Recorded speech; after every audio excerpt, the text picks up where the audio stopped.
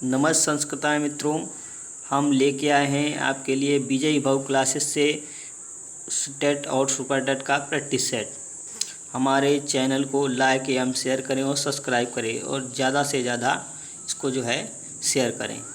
ठीक है, पहला क्वेश्चन जो है हमारा क्या है, महर्षि सूत्र का अपर नाम क्या है। महर्षि सूत्र को अपर नाम हमने बताया था, महर्षि सूत्र भी कहा जाता है, शिव सूत्र जाल भी कहा जाता है, अक्षर समामनाय और वर्ण समामनाय भी कहा जाता है।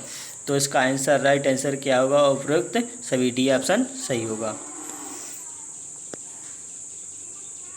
अगला दूसरा क्वेश्चन है, अच प्रत्याहार बनाने के कितने महर्षि सूत्र का प्रयोग किए जाते हैं। कितने महर्षि सूत्र प्रयोग किए जाते हैं।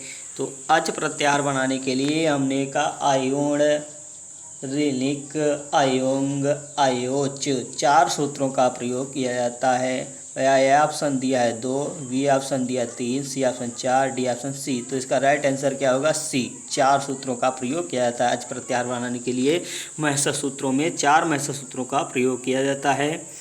इसका अगला है, निम्नलिखित में से कौन सा स्वर दीर्घ नहीं होता है। निम्नलिखित में से कौन सा स्वर दीर्घ नहीं होता है। ए ऑप्शन री और बी ऑप्शन से ए है जो है री होता है और C option A, D option ओ। तो इसका राइट आंसर, निम्नलिखित में से कौन सा स्वर दीर्घ नहीं होता है। क्या पूछ रहा है, दीर्घ नहीं होता है, ये ध्यान देना है।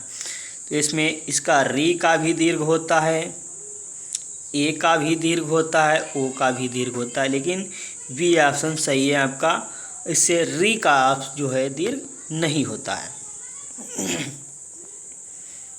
अगला है, निम्नलिखित में से ओष्ठ ध्वनि नहीं है। क्या पूछ रहा है, निम्नलिखित में से ओष्ठ ध्वनि नहीं है। तो उपधमानिया नाम ओष्ठो, ये सूत्र है हमारा। तो उपधमानिया नाम पा वर्ग आता है, पा, फा, वा, भा, मा, ये आपके आते हैं ओष्ठ ध्वनि के अंतर्गत। लेकिन इसमें पूछ रहा नहीं, तो इसमें ये ऑप्शन आपका ये सही आंसर होगा, चा। ये इस चा नाम तालु के अंतर्गत आता है, ये तालु ध्वनि है। ठीक है, इसका राइट आंसर ये ऑप्शन सही होगा। अगला है, 5 अभ्यांतर प्रयत्नों का समूह है। तो 5 अभ्यांतर प्रयत्नों में ए ऑप्शन दिया संवार, नाद, घोष, अघोष, अल्पप्राण। बी ऑप्शन स्पष्ट, ईषत् स्पष्ट, विव्रत और ईषत् विव्रत, संव्रत। सॉरी। सी ऑप्शन विवाह, नाद, घोष, अघोष, श्वास। डी ऑप्शन उदात, अनुदात, स्वरित, श्वास और नाद। तो इसे 5 अभ्यांतर प्रयत्नों का समूह जो होता है वो इसमें बी ऑप्शन सही होगा। ईषत् होता, स्पष्ट होता है, ईषत् स्पष्ट, विव्रत, ईषत् विव्रत और संव्रत। स्पष्ट में आते हैं आपका, ईषत् स्पष्ट में इस स्पष्ट में आपके आते हैं स्पर्श वर्ण, का से लेकर मा तक इसका है। और ईषत् विव्रत में इसमें आपका आता है, ईषत् स्पष्ट में आते हैं जो हाँ, ईषत् स्पष्ट में आपके अंतस्थ वर्ण आते हैं, एड़ो अंतस्थः। और विव्रत में आपके आते हैं स्वर, अच स्वर। ईषत् विव्रत में आपके क्या आते हैं, ऊष्म स्वर, सलो। ईषत् विव्रतम उष्माणाम, ईषत् विव्रतम उष्माणाम, ये सूत्र है।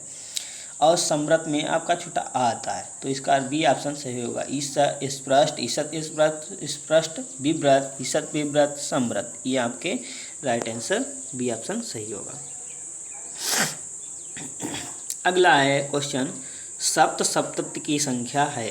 सप्त सप्तति की संख्या है।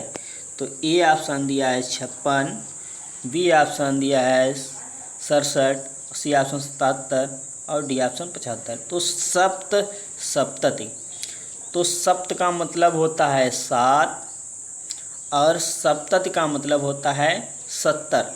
70 और प्लस 7 मिला के कितने हुए, बराबर 77। तो इसका राइट आंसर सी ऑप्शन सही होगा, 77। सप्त सप्तति की संख्या है 77, सी ऑप्शन सही होगा। अगला क्वेश्चन है, दूत वाक्य किसकी रचना है। तो दूत वाक्य की जो है किसकी रचना है, बताइएगा सभी लोग। तो दूत वाक्य ए ऑप्शन दिया है आपका, क्या दिया है, ए ऑप्शन कालिदास और बी ऑप्शन दिया है आपका भास और सी ऑप्शन दिया है Banabhatta. C option Banabhatta, D option Dandi. ठीक है, तो इसका राइट आंसर क्या होगा बताइएगा। दूत वाक्य किसकी रचना है, बताओ जल्दी से। दूत वाक्य किसकी रचना है, बताओ। सॉरी। तो दूत वाक्य इसका राइट आंसर बी ऑप्शन सही होगा, ये भास की रचना है। दूत वाक्य किसकी रचना है, भास की।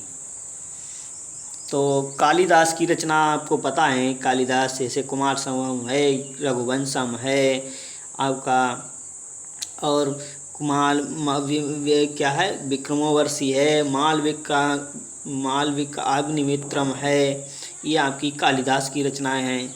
बाणभट्ट जो है, बाणभट्ट की कौन सी रचना है, इसमें जैसे आती हैं आपकी बाणभट्ट की रचनाएं भी आती हैं, ये भी है।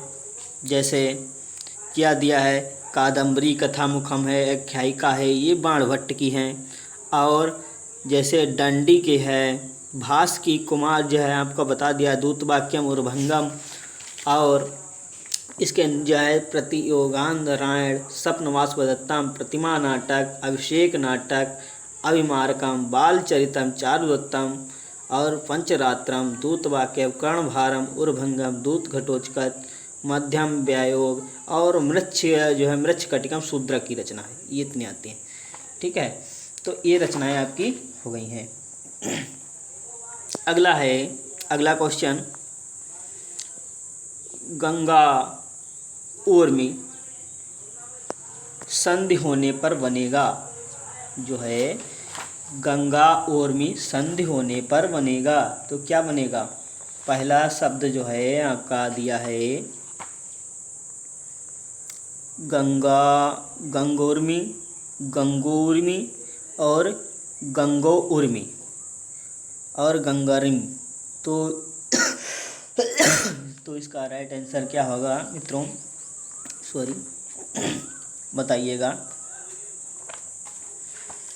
तो इसका राइट आंसर क्या होगा, जल्दी से कमेंट करके बताइएगा मित्रों। इसका तो राइट आंसर क्या होगा, गंगोर्मी, ए ऑप्शन, बी ऑप्शन गंगोर्मी और सी ऑप्शन गंगोर्मी और डी ऑप्शन गंगरमी। तो इसका राइट आंसर सी ऑप्शन सही होगा, गंगोर्मी। अगला है, हरिहरोपद में समास होगा, हरिहरोपद में समास होगा। तो इसमें ए ऑप्शन है अव्ययी भाव, बी ऑप्शन द्वंद्व, सी ऑप्शन तत्पुरुष और डी ऑप्शन द्विगु। तो इसका राइट आंसर क्या होगा, तो ए ऑप्शन है अव्ययी भाव बताएगा, बी ऑप्शन द्वंद्व, सी ऑप्शन तत्पुरुष, डी ऑप्शन द्विगु। तो इसका राइट आंसर होगा हरिहरोपद में समास, द्वंद्व समास होता है, बी ऑप्शन सही होगा। अगला है, पीताम्बरा पद में समास है, ये ऑप्शन दिया है बहुरी, बी ऑप्शन कर्मधारे और सी ऑप्शन तत्पुरुष, डी ऑप्शन अव्ययी भाव। तो इसमें कौन सा समास होगा, पीताम्बरा पद में बहुव्रीहि समास होता है, ये ऑप्शन सही होगा। अगला है, नी धातु में तुमुल प्रत्यय लगाने पर रूप होगा, तो क्या होगा, ए ऑप्शन नयनम, बी ऑप्शन नीतिम और सी ऑप्शन नीतम, डी ऑप्शन नेतुम। तो नी धातु में तुमुल प्रत्यय लगाने से तो आपका क्या बनता है, नेतुम। डी शब्द जो है, डी ऑप्शन सही होगा आपका, नी धातु में तुमुल प्रत्यय लगाने से रूप नेतुम बनेगा। नमस्ते संस्कृताय, बस आपकी आज तक यहीं से जो है यहीं तक क्वेश्चन थे। नमस्ते संस्कृताय मित्रों, कल फिर मिलते हैं।